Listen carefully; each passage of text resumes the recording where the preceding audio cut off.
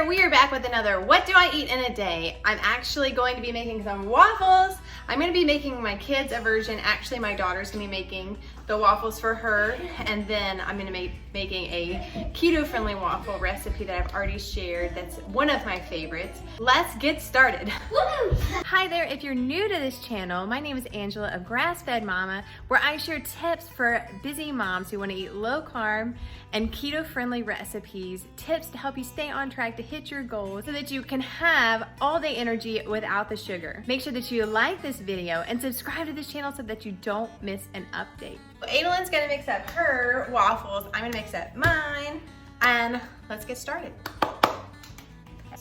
2 cups of great value mixture. So I'm gonna be making keto waffles. She's making keto waffles. And mine uses 4 eggs. This is one of my favorite keto waffle recipes. I've tried so many. She has. And this is my favorite. All right, 1 tablespoon of your keto-friendly sweetener. I use a stevia blend. Okay, so the eggs and the sweetener are mixed together. 4 ounces of cream cheese.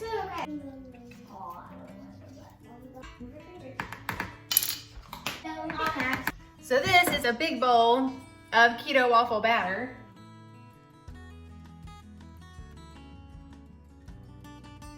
See, even babies like waffles.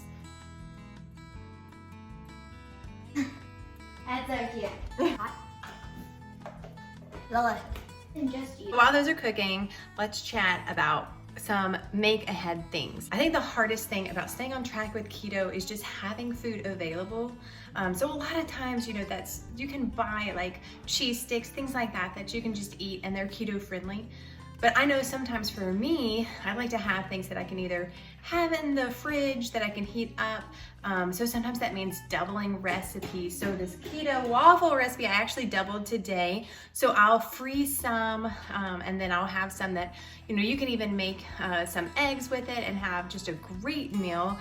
So we'll probably do that, maybe some bacon and eggs. Obviously, the kids enjoy waffles too. Anderson's over there eating his waffles, but I just made them regular waffles and not the keto waffles. Another thing that I'm going to make this week ahead are my keto sausage balls, and those are something I ate every single morning when I was pregnant. I would heat up 3, and it was the perfect thing to eat whenever I wanted to eat something almost immediately when I woke up. And that's something that's a great snack. It's very filling. You can add it to a meal. Like I said, with the keto waffles, you can make a whole breakfast with the keto waffles, eggs and bacon. You can do the same with the keto sausage balls. So they're a really good appetizer, and babies love them too. So that's something that I'll be making again. So I'll probably spend a lot of time in the kitchen today. So if you have a day like that, Anderson wants to give his opinion. He's over there chatting. If you have a day like that where you can make ahead meals or snacks or appetizers, things like that, that really helps you stay on track. So it does take a little bit of planning, but that's one tip to help me stay on track, is just to have food that's ready and available. So this week it's gonna be the keto waffles, the keto sausage balls, boiled eggs. You can make boiled eggs ahead of time, and then you have them that you can add to a salad. You can turn them into a great appetizer with some avocado or bacon or something like that. And that's my alarm to go get the waffles off of the waffle iron. Meal planning and planning ahead and doing freezer meals and things like that are just a really good skill. And sometimes when life is crazy, I know I like to do a lot of soups and things like that, make a big pot and then freeze several servings and put them in the freezer, so that if I know I'm gonna have a crazy day or it's just a day I don't want to cook, then I have a meal that I can pull out. So chili, chicken tortilla soup, or what I guess it's more chicken enchilada soup. Those are different things that I like to make in big batches and freeze. And so I have those for times that I want something that's already made.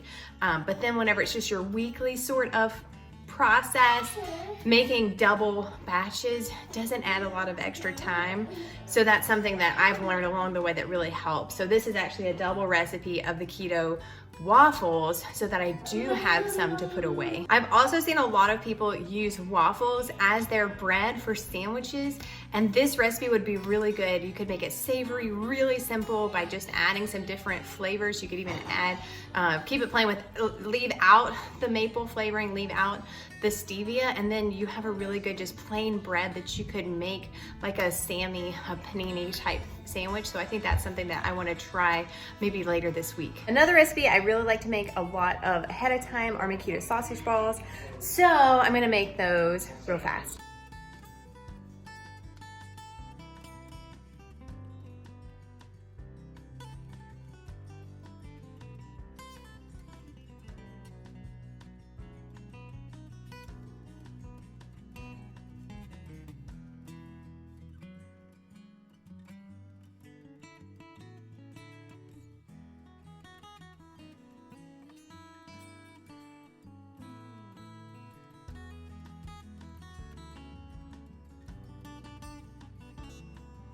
So that's a few make ahead recipes that we're making today, but that will help us stay on track throughout the week with healthy recipes that we have in the fridge ready to heat up and eat whenever we are hungry. And so that's one of my tips to help you stay on track, that you have food that is full of healthy fats and low on carbs to help you stay full and keep those cravings away and to help you reach your goals.